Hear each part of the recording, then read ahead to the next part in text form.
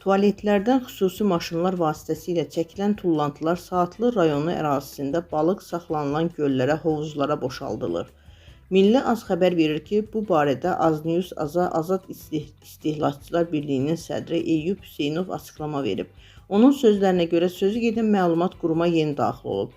Tualetlərdən çəkilən artıqlar süni göllərə və ya hovuzlara balıqların yemlənməsi məqsədi ilə boşaldılır. Bu anormal haldır. İnsan həyatını məhv etməkdir. Bizə də bu haqda məlumat yeni daxil olub.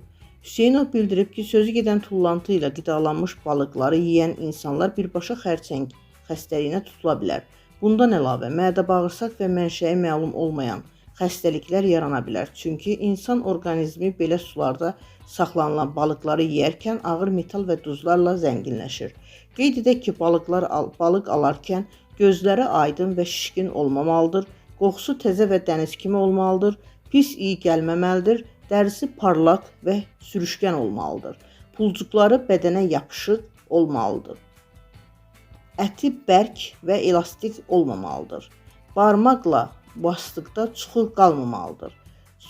Solğuncuqları qırmızı və təmiz görünməlidir. Qarnı şişkin və boş olmamalıdır. Gözlə görünən yara, çürük və ya ləkə olmamalıdır.